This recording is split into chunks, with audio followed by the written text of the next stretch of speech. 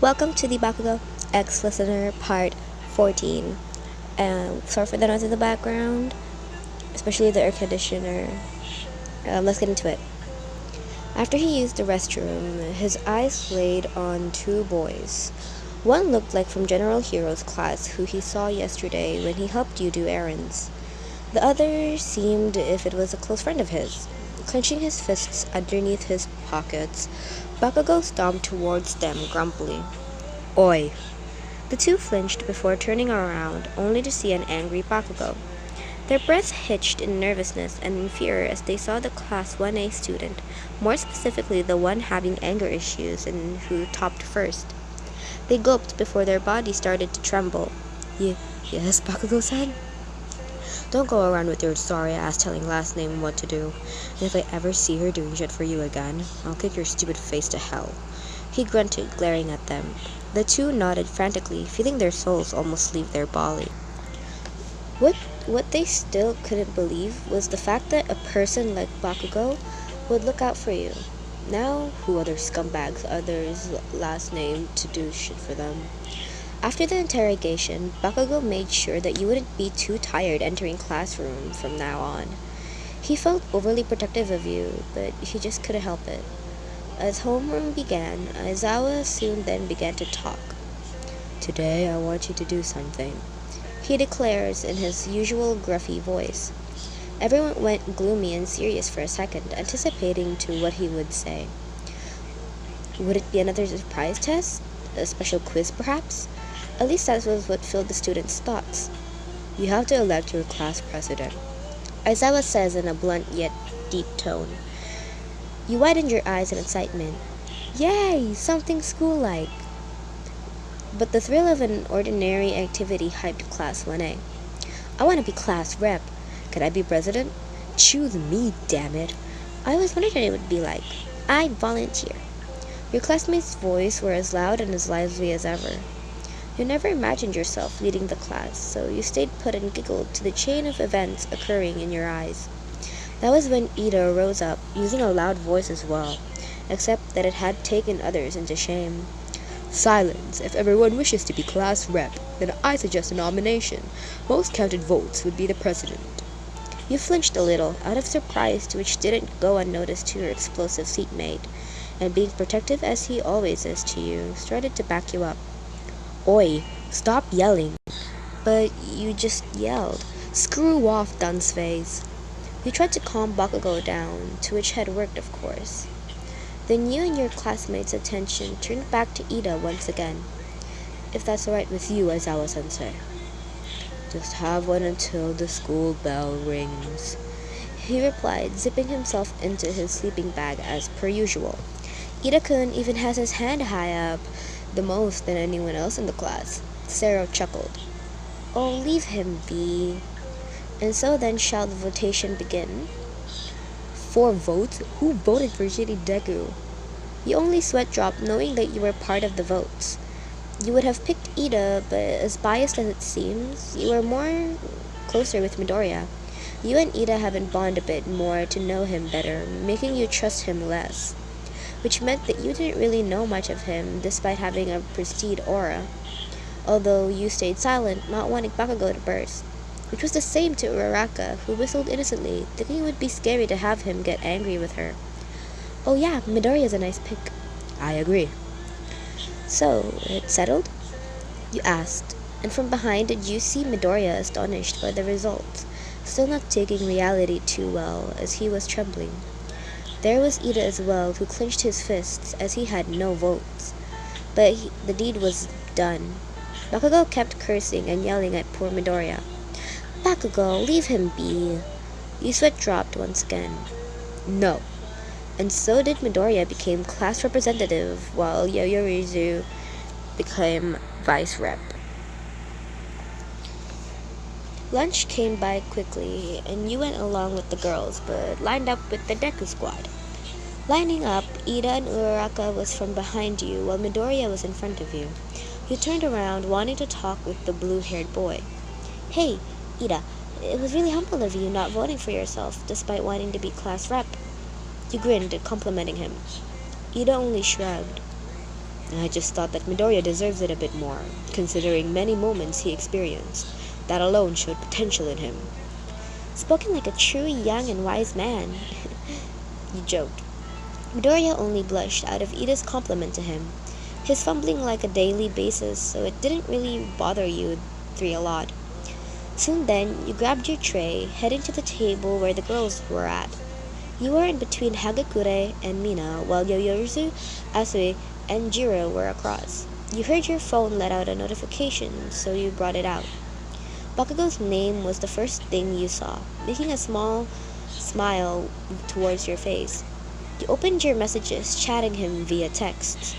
The explosive boy talked about how shitty Midoriya was and bringing up how Ida looked ugly out of nowhere. The sudden topic about Ida made you confused and surprised, yet you only shrugged. All in all, Bakugou just talked how both were annoying when they really weren't. That was when Mina let out a long awe. You turned to your side to see her in a love-struck look. "Mina!" You froze on your spot, pressing your phone to your chest. Bakugou and Last Name are texting each other continuously as well. Hagakure gasped before squealing. "Last Name-chan, show me now." "It's nothing important though." "What's important is how our ship is sails," Mina exclaims. Yoyomizu and Jiro only laughed lightly. Last Name does use her phone before eating during recess and lunch. Could it be that you both... Stop!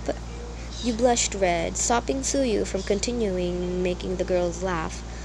By the distance, in another table, did Bakugou stare at his phone in confused frustration. You weren't texting him back, all of a sudden making the blonde boy scowl even more. "Dumb shit. Not replying to my messages? She better have a good reason or else I'm kicking her sorry ass and then..." "Yo, Bakugou, you alright?" Kaminari asks. "Screw off, dunce face. Stop looking down on me," Bakugou retorted, making Kirishima's sweat drop. "Calm down. I was worried because you kept mumbling curses and all." "Isn't that how Bakugou always is? Shut up, extra." The boy's mood only got worser. That was when his sight traveled around the cafeteria trying to find you. Kirishima glanced at Bakugou as soon as he saw him trying to look for someone. The red-haired trailed his line of sight, only to find the explosive boy's eyes laying on you. Bakugou saw how you were stuck in a probably embarrassing situation. Though he may not know why, he was still frustrated to know that the girl stopped you from texting him.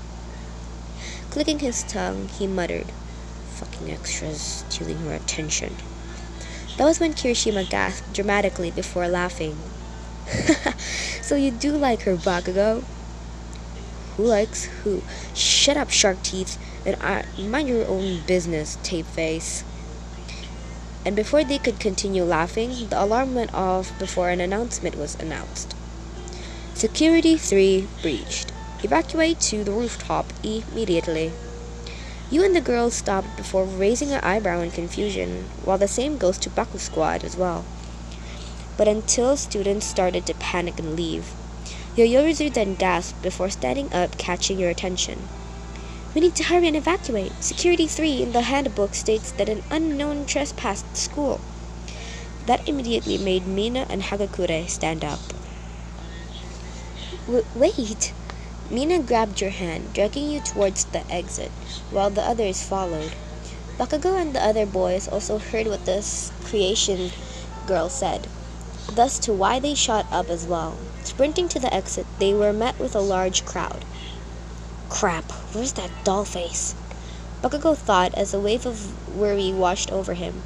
He too was a bit shocked of the sudden announcement, but what the boy could think of now was where you are. Not soon enough did each squad scatter due to how frantic the students were squeezing with each other. That was when Ruby Eyes spotted a highlighted color hair by the distance. Knowing that it was you, he instantly shoved people away with ease as he had built body. Then you felt a firm grip in your wrist. You turned around to see Bakugou, who pulled you near him. "Oi, dollface, stay by my side," he ordered.